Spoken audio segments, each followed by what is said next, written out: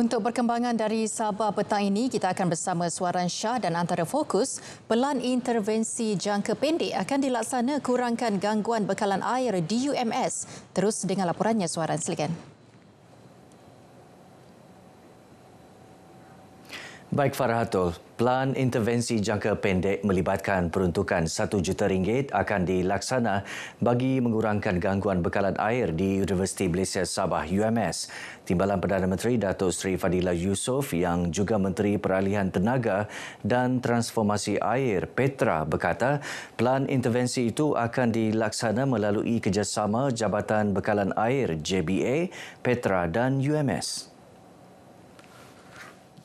Pelaksanaan intervensi ini dijangka memberi manfaat kepada lebih 3,000 pelajar, khususnya di Kolej Kediaman Tun Mustapa dan Tun Fuad yang sering terjejas akibat gangguan bekalan air. Beliau menyatakan demikian selepas Petra Skuad ke UMS. Tindakan intervensi yang bakal diambil termasuklah membina saluran agian khusus bagi menyambungkan sumber air bawah tanah yang dibangunkan UMS. Selain menambah tangki air bawah tanah dengan kapasiti pertambahan 0.13 juta liter dan pemasangan kawalan injap automatik sebagai usaha menambah bekalan air serta menstabilkan aras air dalam tangki. JBA juga akan menyediakan pam penggalak dari tangki servis ke kedua-dua kolej kediaman berkenaan menggunakan saluran pintasan sedia ada yang dibina UMS. Kerja-kerja intervensi ini dijangka mengambil masa 1 bulan dan akan menyumbang penambahbaikan operasi sistem bekalan air di UMS. 159 pelajar kurang berkemampuan di Universiti Teknologi Mara UiTM Cawangan Sabah menerima bantuan keuangan RM500 secara sekali beri. Peruntukan berjumlah RM79,500 itu diagih melalui program bantuan pengajian KPT PTPTN Madani bagi meringankan beban keuangan mereka. Program dilaksana dengan kerjasama Unit Penyelarasan Pelaksanaan ICU, Jabatan Perdana Menteri dan pihak IPTA untuk memastikan bantuan sampai kepada kumpulan sasar yang layak. Menteri Pendidikan Tinggi Datuk Seri Dr. Zamri Abdul Kadir berkata, program ini antara komitmen kerajaan dalam memastikan tiada pelajar tercicir akibat kekangan kewangan. Sejak diperkenal pada 2022, inisiatif ini telah memberi manfaat kepada 1,962 pelajar di 16 IPTA dengan jumlah keseluruhan bantuan RM981,000.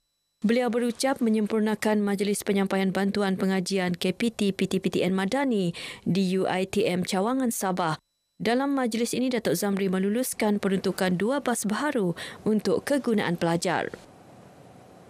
Yang di Pertuan Negeri Tun Musa Aman dan isteri Tuan Puan Farida Tusin serta rombongan selamat berangkat ke Brunei Darussalam kira-kira 3.30 petang tadi.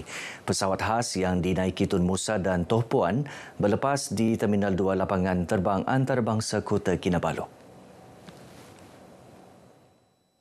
Tun Musa dan Tuan Puan ke Brunei Darussalam untuk menghadiri majlis istiadat menghadap dan mengurniakan bintang-bintang kebesaran negara Brunei Darussalam esok.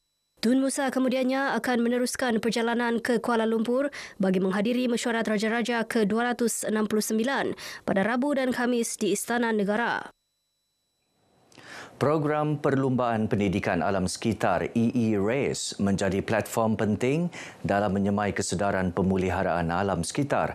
Ia menyokong usaha inisiatif Heart of Borneo iaitu projek pemeliharaan bersama antara Malaysia, Indonesia dan Brunei. EE-RACE memberi pendedahan secara langsung kepada peserta berkaitan konservasi hutan dan hidupan liar, pengurusan ladang mampan serta peranan komuniti dalam pelancongan hijau. Ketua Konservator Hutan Sabah Datuk Frederick Kugan berucap menutup EE-RACE ke-29 di Sandakan. Teks ucapan beliau disampaikan Timbalan Ketua Konservator Hutan Penyelidikan dan Pembangunan, Dr. Arthur Chong. Datuk Frederick berkata Jabatan Perhutanan Sabah komited menganjurkan program ini bagi meningkatkan kesedaran mengenai pengurusan hutan dan pelbagai sudut konservasi lain secara mampan. 260 individu termasuk 42 peserta belia mewakili guru dan agensi berkaitan pendidikan alam sekitar menyertai perlumbaan ini yang berasaskan tugasan alam sekitar.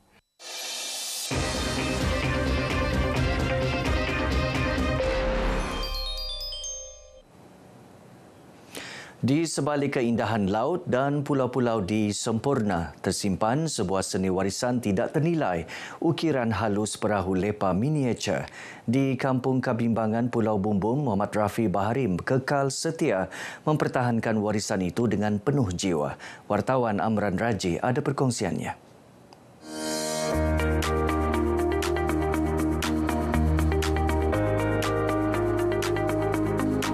Satu ketika dahulu, perahu lepa pengangkutan utama masyarakat Bajau Laut di Semporna.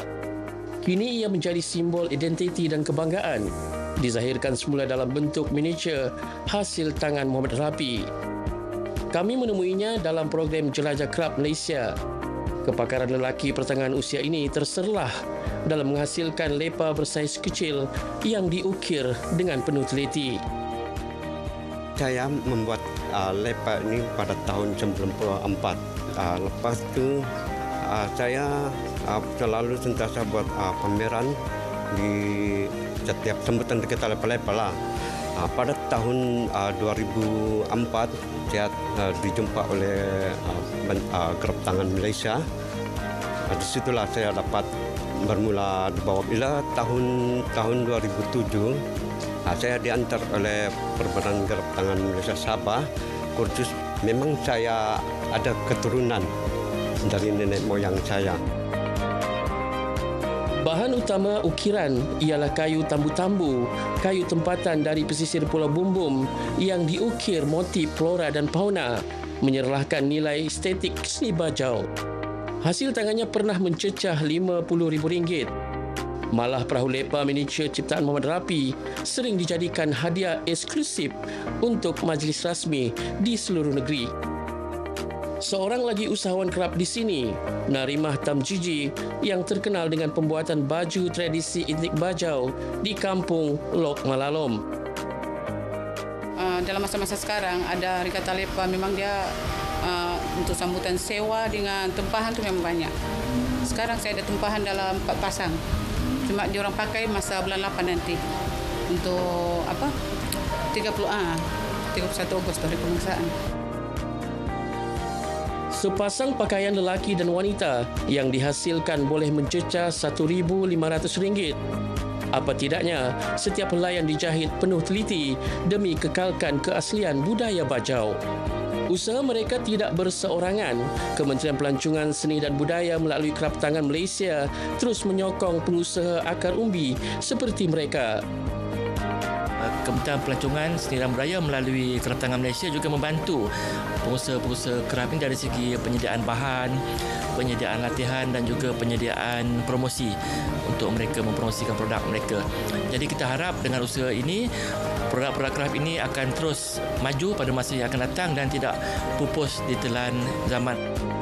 Sesungguhnya produk kerap dari Semporna seperti ukiran kayu, sulaman, rotan dan seramik bukan sekadar barangan seni, malah aset pelancongan negara menjelang Tahun Melawat Malaysia 2026.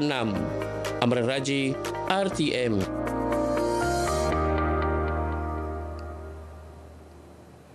Usaha melahirkan pemimpin masa depan perlu bermula dari peringkat sekolah. Program seperti kem kepimpinan pelajar penting bagi membentuk generasi muda yang berwibawa dan berdaya saing.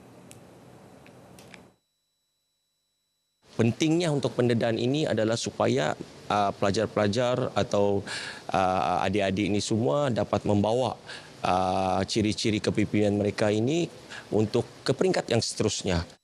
Beliau menyatakan demikian merasmikan kem kepimpinan Badan Pemimpin di SMK Petagas yang disertai lebih 150 pelajar. Antara pengisian program termasuk latihan dalam kumpulan, ceramah dan malam kebudayaan. Sejak 2021, kerajaan negeri memperuntukkan RM1.33 bilion bagi pembangunan modal insan selaras Pelan Sabah Maju Jaya. Lebih 500 penjawat awam dan ahli keluarga menyertai Karnival Fiesta Sukan Perpaduan di bangunan Wisma Persekutuan Batu Tujuh, Sandakan. Penganjuran Karnival berjaya mencapai matlamat merapatkan hubungan antara warga kerja pelbagai jabatan di bawah satu bumbung. Karnival ini turut membuka ruang penyertaan kepada keluarga penjawat awam dalam aktiviti sukan santai. Objektif utamanya adalah untuk kami mengeratkan hubungan sesama warga pekerja di dalam Wisma Persekutuan Sandakan, dan kami juga membuka ruang kepada staf dan kaki tangan untuk membawa keluarga masing-masing turut bersukan mengamalkan gaya hidup sukan. 5 acara sukan dipertanding termasuk bola tampar, pingpong, bola jaring, bola sepak dan danran. Alhamdulillah, pada saya dia cukup mencapai matlamat sebab kita berjaya mengumpulkan semua staf kita di bangunan ini yang lebih kurang 560 orang ya. Dan saya yakin matlamat kita untuk mengumpul keluarga di sini ini untuk merapatkan hubungan silaturahim itu berjaya insya-Allah. Program dianjurkan bersama Jabatan Belia dan Sukan Persekutuan Sandakan dan Kelab Belia Kampung Air Beluran. Baik saudara, sekian paparan dari Sabah untuk petang ini. Untuk lebih banyak perkembangan dalam berita wilayah, kita kembali bersama Farhatul. Malaysia Madani, rakyat disantuni. Silakan Farhatul. Baik, Suaran Syah, terima kasih.